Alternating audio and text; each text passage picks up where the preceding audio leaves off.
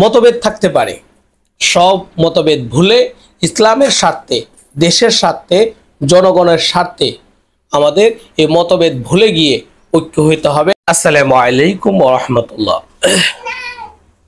খুবই গুরুত্বপূর্ণ একটি বিষয় আজকে আপনাদের সাথে আলোচনা করব। যারা দেশ ও দেশের বাইরে থেকে আমার ভিডিওগুলো দেখেন তাদের প্রতি অনুরোধ রইল আমার সম্পূর্ণ ভিডিওটি দেখে আপনার সুন্দর একটি গুরুত্বপূর্ণ মতামত কমেন্ট বক্সে করে যাবেন, আর ভিডিওটি ভালো লাগলে সবার মাঝে শেয়ার করে দিবেন। আজকের বিষয়টি হচ্ছে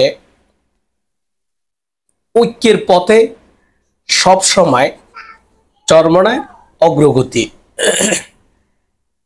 অতীতে আমরা দেখেছি যারাই শায়েখে চরমনায়, পীর সাহেব চরমনাইকে ঐক্যের বিনষ্টকারী বলেছেন, আজকের কথাগুলো তাদের জন্য। আমরা প্রতিবার দেখেছি ইসলামী আন্দোলন বাংলাদেশ সব সময় ঐক্যের পথে হাঁটে। তাদের যে নীতি ও আদর্শ, এই নীতি ও আদর্শের ঐক্যের জন্য তারা সব সময় বলেন ইসলাম, দেশ, মানবতার জন্য তারা সব সময় যে কারো সাথে ঐক্য করতে রাজি। গতকালকের যে প্রোগ্রামটি অনুষ্ঠিত হয়েছে আপনারা সবাই দেখেছেন। প্রোগ্রামটি কাদের মাধ্যমে হয়েছে, কারা এই প্রোগ্রামের অগ্রগতি, এটা সবাই জানেন এবং সবাই দেখেছেন। আলহামদুলিল্লাহ, ইসলামী আন্দোলন বাংলাদেশ সব সময় চেয়েছে ইসলামী দলগুলোকে নিয়ে ঐক্যবদ্ধ হয়ে এই দেশে ইসলামী হুকুমত প্রতিষ্ঠা করার জন্য। আপনাদেরকে যদি আমি অতীতের একটা ঘটনা বলি তাহলে আপনারা পুরো বিষয়টাকে ক্লিয়ার করতে পারবেন। 2013 সালে, আমি বিস্তারিত বলবো না, জাস্ট একটুকু বলবো, 2013 সালে আমি একটা মাদ্রাসায় রানিং পড়াশোনাতে ছিলাম। সেখানে আলোচনায় উঠেছে যে আমরা মোটামুটি সব ইসলামের দলগুলোকে ঐক্যবদ্ধ করতে পেরেছি। ঐক্যবদ্ধ মানে একটা রাজনৈতিক দলের সাথে, সেটা আপনারা যারা বুঝার বুঝে নেবেন। কিন্তু সেখানে মজলিসে একজন ব্যক্তির নামটাও যদি আমি আপনাদেরকে বলি তাও আপনারা সবাই ব্যক্তিটাকে চিনেন। সেই ব্যক্তিটা বলেন যে পীর সাহেব চরমনাইর দলকে আপনারা এই জায়গায় আনতে পারবেন না, কারণ তারা নীতি এবং আদর্শের জায়গায় অটল।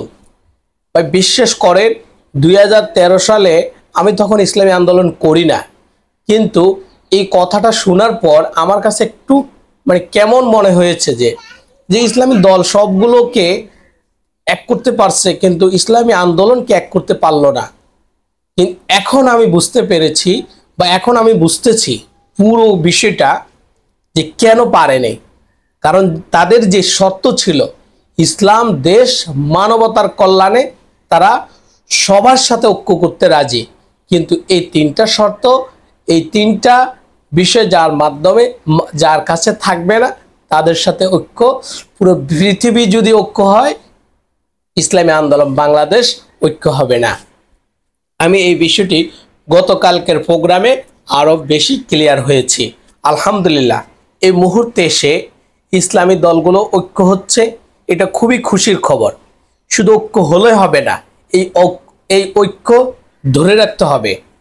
কারণ এখন যে স্রোত এসেছে জনগণের মাঝে, ইসলামী আন্দোলন বাংলাদেশ বা ইসলামী দলগুলো, জামাতে ইসলাম, হেফাজতে ইসলাম, ইসলামী আন্দোলন বাংলাদেশ সব মিলেই জনগণ এখন চাচ্ছে একটি ইসলামী দলকে ক্ষমতায় নিতে।